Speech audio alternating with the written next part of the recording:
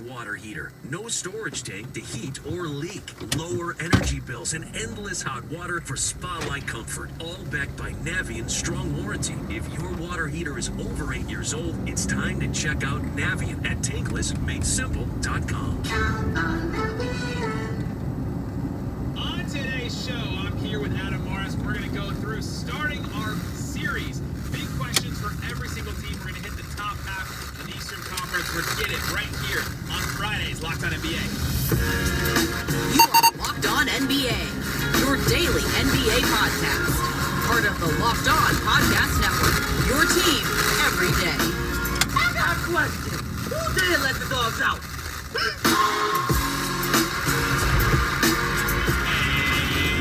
And welcome. You are Locked On to the NBA. My name is Nick Angstead, host of the Locked On Mavericks podcast, and joining me, as always on Friday, host of Locked On Nuggets from DNVR. What you got for me, Adam Morris?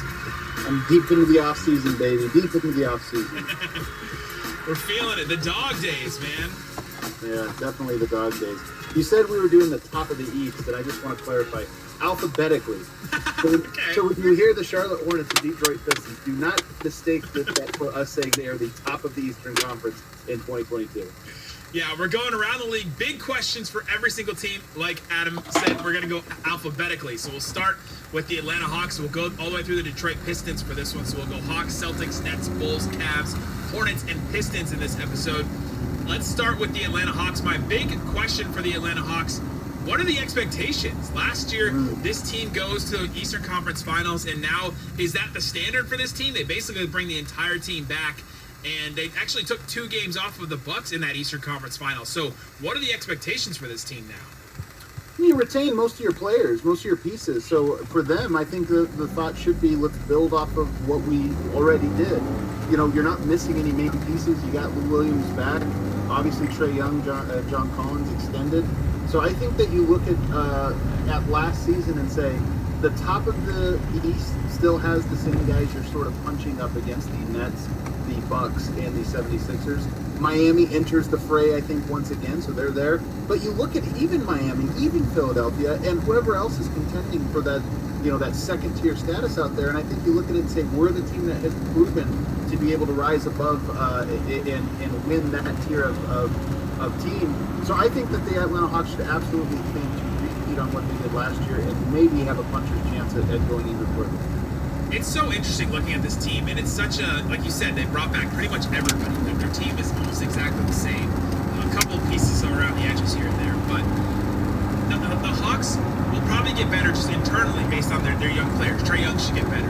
Donovan should still be getting better. Herter, Hunter, Collins, Clint Capella even. These guys are all still young and developing, should all get better, but did they get better enough compared to the rest of the league, like the rest of the conference? Like you said, the Sixers were the best in the East last year, and they should probably still be back up there. Depends on what happens with Who knows? I don't know what their roster is, but yeah, maybe. Depends on what happens with them. The Brooklyn Nets only had 8 games of the big 3, so we'll talk about them in a minute. Bucks will still be back there. The Heat, like you said, should be much better than last year. And then you start looking around and okay, well, are they just going to be back up? Do they get home court advantage in the playoffs? Do they, but then once they get there, they're expected to make the playoffs. Now, if they miss the playoffs, that's a complete disaster of a season. And now it just turns to how far can they make it in the playoffs? And a lot of these teams just got better. Right. I do think you're right about the continuity and about a lot of the players getting better, even just more familiar with each other. Atlanta clearly a better team by the end of last season than they were at the beginning. The flip side of that, if we want to play devil's advocate, would be sometimes you get a new coach, you get some new players in there, and everybody is feeling great. You catch that lightning in a bottle, and now everybody's gunning for you. Now the coach yelling about how important defense is gets a little more tired. October, November roll around, you're thinking, hey, we know how long the season is, we don't have to care. So maybe they lose a little bit of the enthusiasm from last year, but if that's just me playing devil's advocate, I fully expect that this team gels and continues to be, like I said, one of the 4th, 5th, 6th best team in the East with a puncher's chance against the teams ahead of them. Let's move on to the Boston Celtics. My big question for them is, were the changes enough? This Boston Celtics team had been used to being up there at the top of the East. They had gotten to Eastern Conference Finals. They were, looked at as a perennial, how close were they to finals a couple of times there when they got to the Eastern Conference Finals? They make a coaching change with Ime Udoka. Obviously, Brad Stevens moves into that front office role instead of being a coach now. They're returning players. They have some of the similar faces. Jason Tatum, Jaylen Brown, Marcus Smart, Robert Williams will stay. They got a bunch of those young guys. Can any of those guys turn into anything? Langford, Naismith, Carson Edwards, Peyton Pritchard. And then they add some veterans. They add, Dennis Schroeder is there now, which is a wild one that you think about his whole journey. Al Horford is back, Josh Richardson, and Enes Kanter. So that's sort of their team now. Are these changes enough for them to get back up to where they want to be? I think a lot of this hinges, there's a lot of X factors for them. You mentioned the new coach. That's a pretty big X factor. But I think the biggest one for them is going to be the fit of Dennis Schroeder. He's in a contract season. I know he just got one. The big story of the offseason was how much money he sort of missed out on. Well, now you go into this one-year deal and you look at it and say, okay, is this a chance? If you're Schroeder, you're looking at this saying, man, I just left $70-80 million on the table. This is my chance to now prove it and next year get one. And how does that affect the rest of the team? Because, he's the number one point guard. You've already got established pecking orders there, at least prior to the season. You got Tatum, Jaylen Brown, those are the guys. So does Schroeder throw off that chemistry? Is it with a new coach, is that a lot to juggle? I look at the Celtics. Look, this is the season of volatility for 20 of the 30 teams in the NBA this year. But I think they are one of those teams that you look at and say, could be good. Talent's there, but there's a lot of things that could go sideways with this group. Yeah, absolutely. And Dennis Schroeder is definitely, I think, the X factor for them because there's only 3 guys on the team that can get their own shot. And Tatum, Brown, and then Dennis Schroeder, too. He's going to be relied upon a lot. That was one of their big problems last year. A player just couldn't get their own shot. When Kemba wasn't right, when he wasn't firing on all cylinders, then all of a sudden they were just relying on those 2 guys, Tatum and Brown, so much to create offense. And so Schroeder is absolutely going to be huge for them. I've got my eye on Peyton Pritchard, too. I don't know that he's going to be a guy that makes a huge impact, but he's a guy that you just look at the depth chart, they're probably going to be relying on him a little bit. And is he ready to sort of make that leap and will be a positive impact player? I'm guessing it's like most second-year players, it's probably a slow start. He'll be a better player by March than he is in October. But he's another one. You look at Schroeder, you look at him, there's just a lot riding on those guys sort of running the teams in the first and second unit, and they're big question marks. What did you think about the return of Marcus Smart to that contract? It always seems like he's in trade rumors. Yeah. It always seems like he's going to be traded like that just this next day. But now that's their core. Their core is now Tatum, Brown, Smart, and then I guess Robert Williams, probably Time Lord, is probably part of the core now. Yeah, and maybe even Grant Williams could be a part of that. I don't know. It depends on how you look at him. But you're right. If you would have gone back in time in 2019 and said Marcus Smart still on the Celtics 2-3 years from now, I'd be like, wow, no way. He just had been so many trade rumors, but he's back and he does bring some of that continuity. If he was gone, it might have brought even more volatility to a first-year coach. So at least they have the continuity factor in place and a general talent factor that should be enough to make them a secure playoff team. This team also was the most ravaged by, I think, COVID. I think the Mavericks were second, and then the Celtics were number 1. So they're not going to finish 500 again, right? That they're going to be back up there. We just talked about the Hawks and what are their expectations. The Celtics should be back up there towards the top. Maybe not the top 3 or whatever like that. Where do you think that they're going to be finishing? The Celtics? Yeah. I still don't. I would not put them in that top 3 category where you have the 76ers and the Nets and the Bucks. So they're in that second tier along with Atlanta, along with Miami. And I just don't know where I would slot them amongst those teams. Even the Knicks, they're all kind of the same to me. We'll see who gets the momentum going as well. Yeah, that's going to be really, really interesting. Coming up, let's get into some of these other teams, the Nets, the Bulls, some big questions for those teams. We'll talk about them. But before we do, let me tell you about BetOnline.ag. BetOnline is the fastest and easiest way to put some money down on sports. Go there, and they've got football. So much football going on right now. You feeling good about your Denver Broncos?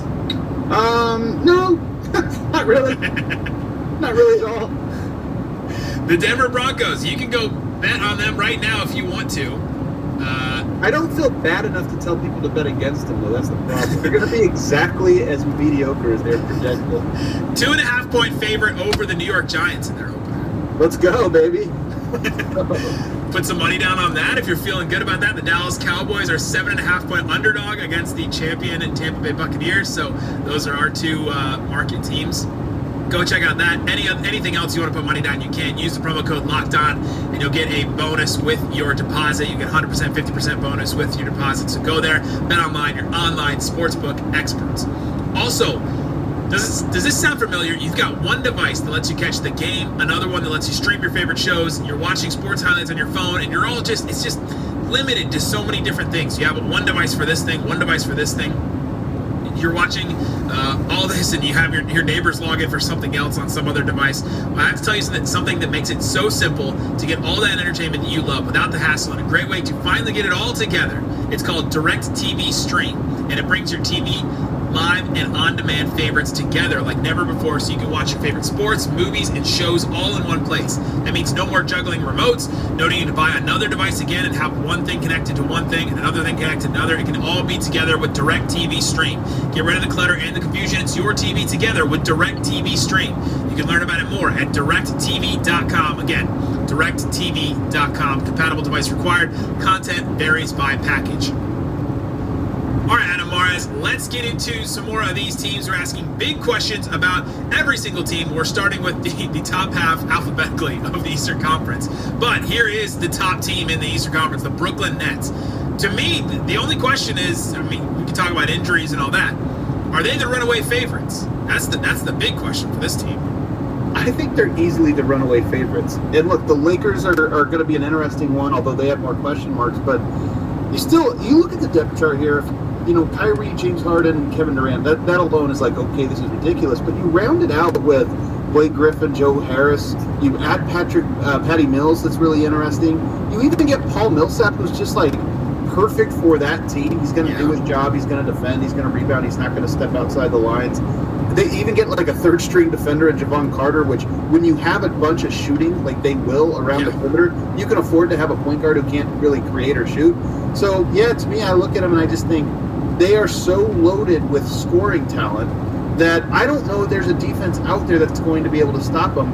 And they have a couple of different types of dynamic players, like a Patty Mills, who, okay, now you're going to have somebody who can contain on the perimeter in addition to guarding Kevin Durant, James Harden, and Kyrie Irving. So just way too much firepower that I think they have to be the heavy favorite. Yeah, they still have a weird spot at center with Blake Griffin and Nick Claxton. DeAndre Jordan seems like he's on his way out, but that's almost not even a problem as long as you have all those guys, right? They're the ultimate. If you have enough offense, your defense almost doesn't even matter what it is. They're the same team, plus those two veterans you mentioned, Patty Mills, Paul Millsap. Then they add two young guys, Cam Thomas, who looked incredible in Summer League, scoring just all over the place. What is he going to learn from some of these guys in training camp and through the season? Like, geez. Then Day'Ron Sharpe is another interesting guy they added. And I'll mention this again because it's maybe the stat going into the season. 8 games. The Nets only had 8 games where Durant, Harden, and Kyrie all played together in the regular season last year. That is just insane to me. They're still second in the East. I mean, I was just thinking, my question, are they the runaway favorite in the East? I think you took it the next level. Are they the runaway favorites to win the title? And that's probably true, too. I mean, I just have to. In fact, I think we're kind of playing a game right now, if you want to know the truth, Nick. Like, I think we're doing that thing where we're ignoring the big story that's, like, hanging over our heads. We're like, hey, excited for the season. What's going to happen? Should we have a Nets index? I think we should. Yeah, exactly. I think we're just like, wait, so the Nets barely lost to the eventual champs last year without 2 of their main guys. Yeah, and they got better around the edges. Yeah, they're probably going to steamroll everybody this year, and it might actually get a little boring by January. I don't know. Maybe I'm being a doomsdayer, but you look at that depth chart, I don't see anybody beating them. It's just hard because they had so many injuries last year. I mean, James Harden only played 36 games for them. Kyrie, 54. Kevin Durant, 35. I mean, that's out of 72 games, except for everybody except for Harden. You start looking at that, and you're like, can you trust any of them to stay on the floor? Can you trust any of them to stay healthy?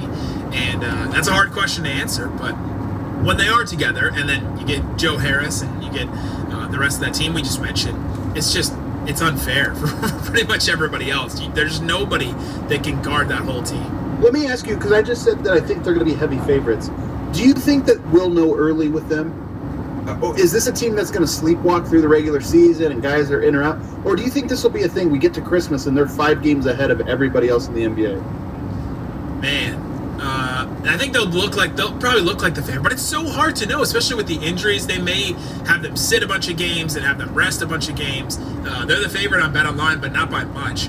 Right. Nets plus 260 to win the title. The Lakers plus 325, which is inflated because of the Lakers, and then the Bucks plus 900 after them. So actually that is a pretty big distance if you give the Lakers a little love because they're the Lakers. Right. Just anything betting, they're going to get inflated. So yeah, I think they're going to run away with it. They should have a massive season, but none of these guys have anything to prove in a regular season. They're not going to go do what the Bucks did a couple years ago, or what the Jazz just did, where they're like, we're going hard every single night in the regular season, and we're going to win all the games, and we're going to go on like a 70-win pace or something like that. It doesn't seem like they care about that. Man, I don't know. I think they will this year. This is my prediction. I think the Nets are going to try to send some messages this year. Not too dissimilar to how the 73-win Warriors did when they would get rolling and they just would not let teams off the hook. Up 20, we're not going to stop shooting threes. We're going to go up 30. I think the Nets are going to be like that this year in the regular season when healthy. And there's going to be pockets where marquee games, national television, you think, ooh, Heat Nets, here we go. Let's see how they stack up. They don't. And then they just blow the doors off. Which of these role players are you more interested in? Harris, Blake Griffin coming back on that deal. Bruce Brown, who's can play center, but he's like 6'5" for them. They brought James Johnson in, who's kind of interesting. You mentioned Javon Carter. Cam Thomas, to me, that's just all of a sudden those three of those guys are going to go off the floor, and Harden, Kyrie, and Durant. They're going to bring Cam Thomas, and he's just going to shoot as many shots as he can. It's an interesting spot for Cam Thomas to land because he is a one-on-one player, and they're going to be in a system where it's like, okay, I get to play some one-on-one and do this or that. With the depth chart, I don't think they're necessarily interested in bringing a rookie along, so I don't know how he sneaks in. I think the guy I look at there that's most interesting to me is Patty Mills. He's a really good player, and he's a pain. He full court presses defensively, and then offensively, he's just quick. He's shifty. He can shoot that three. He jumps really far forward naturally, not trying to draw fouls, just naturally on his three. I think he's like a guy that just makes them so much harder because he requires a specific type of defender, and he's the most interesting. Let's move on to the Charlotte Hornets. The Charlotte Hornets are an interesting, super young team, obviously. Last season, they made it to the play-in game and then just got absolutely destroyed in that play-in game. They were just a little under 500. Big question for me is, can Melo take them to the playoffs? Can they make that next step? Can they take that next level? Last year in the play-in game, LaMelo was 4 of 14 from the field, 4 assists, 4 turnovers, and he was a minus 35 in that game against Indiana. That is that game's a bit of an anomaly. I mean, sure, for real, but they just got smacked in the face in that game. Can they come back, and can they, use that as motivation, or can they just take it to the next level where they're actually higher in the play-in, to where they're not, getting destroyed by one of these teams? I don't. It's not that I'm low on them. I just think they were a team that we see this a lot, where a young team, everything kind of breaks right for them in terms of, it's a little bit of a down year at the bottom of the playoffs in the East last year. They're the team right there on the fringe. You feel good about them. I think they're a 500 team again this year. LaMelo Ball, maybe a little bit more, he might make a bigger leap now. Second year, he might be a little bit better. Miles Bridges, I think the most interesting player for me on that team. We'll see if he has a big leap in him. But I don't you look at the shooting, you look at the spacing, you look at just some of the who are your go-to guys? You got LaMelo, you got Gordon Hayward. I don't really know. I just don't know if you have enough talent in my mind to really push up into that second tier we were talking about with your Miamis. Yeah, so I see them as a 500 team too, which would be a 6-game improvement from last year for them. They only had 44 games with Gordon Hayward, and he didn't finish the season, so that's kind of a big thing that hung over them. Only had Melo for 51 games, so he missed 21 games there. That's a big loss for them as well. So they could be a team that maybe sneaks in and is knocking on the door of a 7 or 8, and we're like, dang, where did this Hornets team come from? It's just sheer, injuries from last season. Yeah, and you're replacing basically Devontae Graham with Ish Smith, Mason Plumlee, Cody Zeller. Book Knight. And Book Knight. it's just that those are like lateral moves. I really do think this is the same team as last year, and progress is slow. Speaking of lateral moves, they went from Cody Zeller to Mason Plumlee. Is that it? Yeah, Is that it's pretty as lateral? Pretty lateral.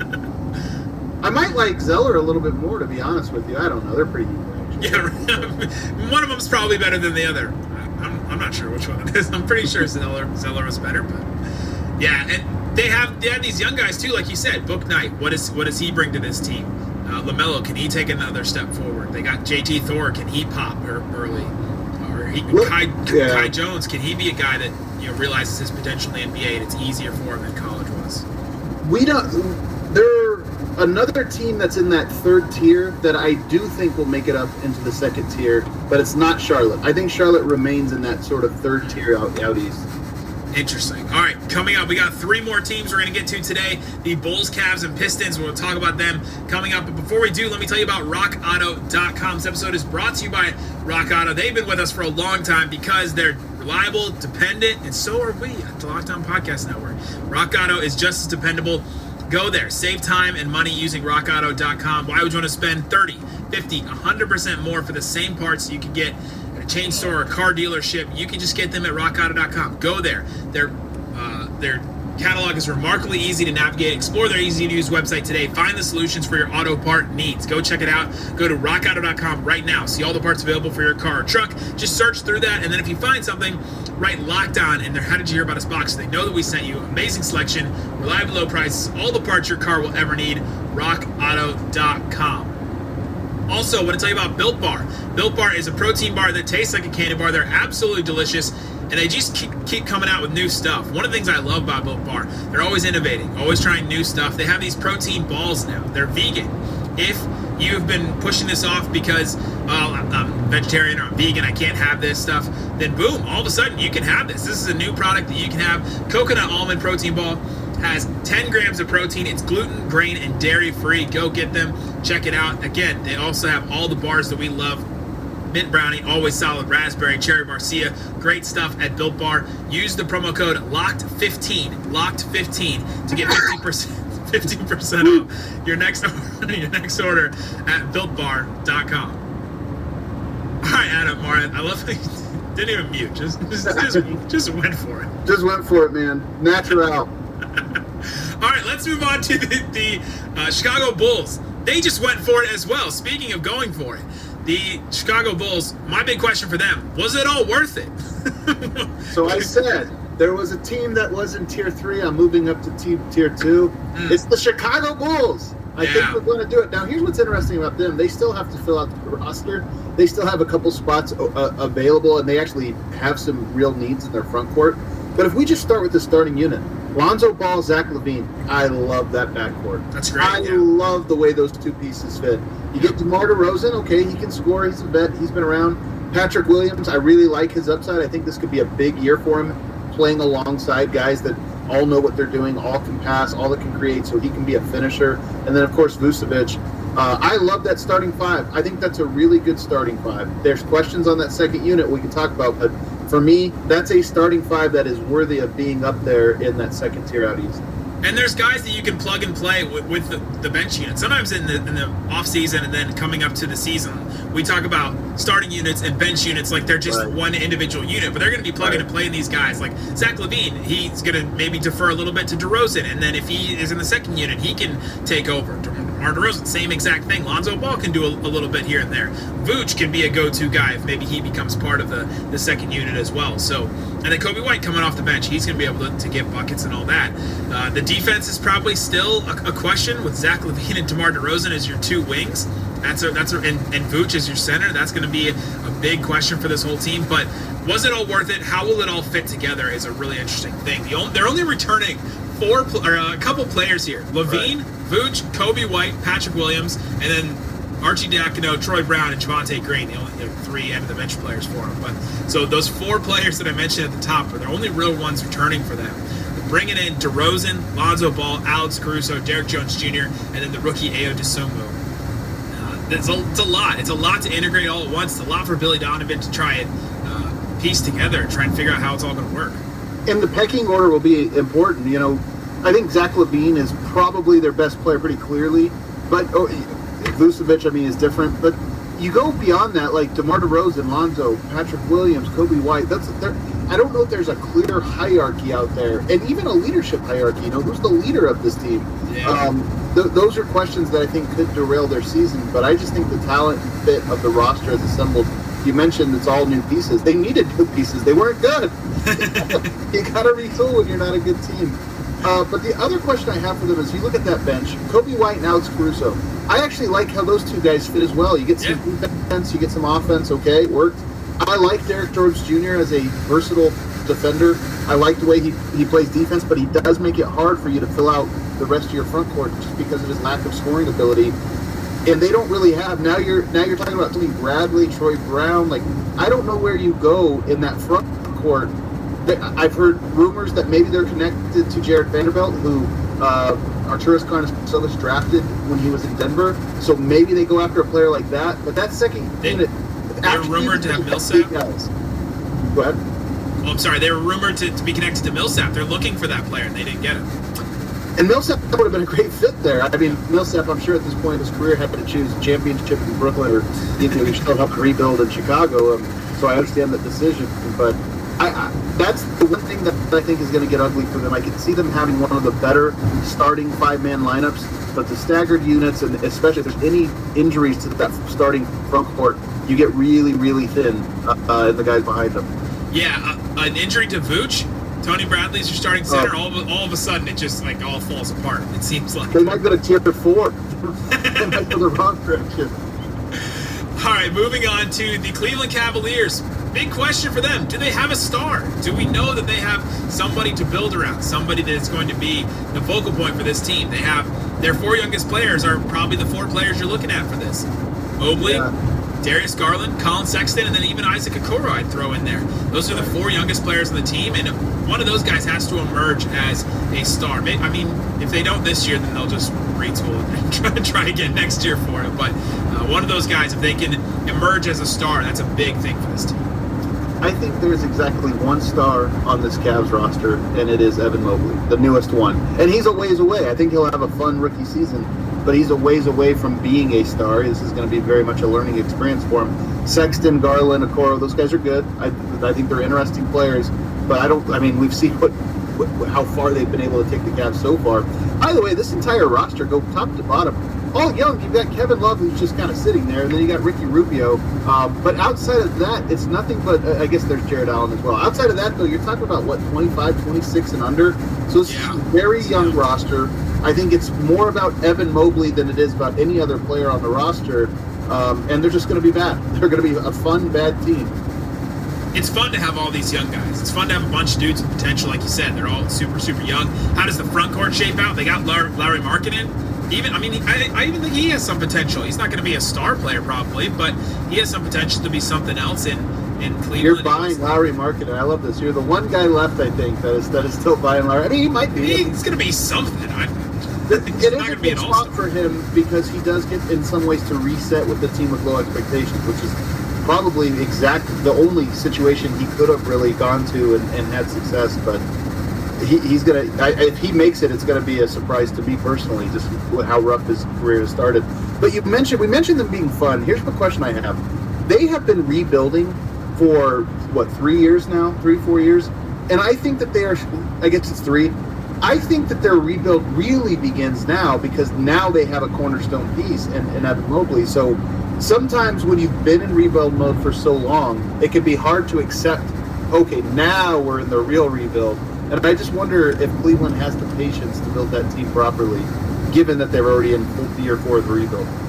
Yeah, that's going to be really interesting. Speaking of patience, the story that I think we're going to hear the most about is Kevin Love. What's Kevin Love going to do? He doesn't want to buy out. He's going to stay there. Is he even going to play? That's a really interesting one going into the season, I think, from an outsider's perspective. Are we sure he's good? No! I mean, that's the thing about Kevin Love is he's got a lot of money coming his way.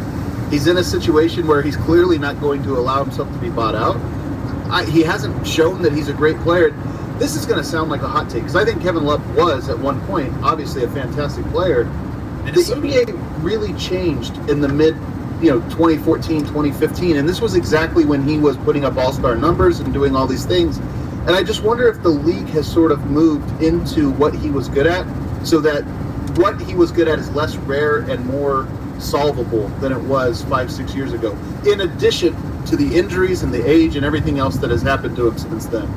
Yeah, like a big guy that can shoot and rebound. You're like, ooh, like 10 years ago, that was like an incredible thing. And now there's just like guys all over the place that can basically. Pero Antich was playing real minutes for a 60-win team. It was like, oh, wow, how zany is this? A big guy who can shoot the three. This is wild. Yeah.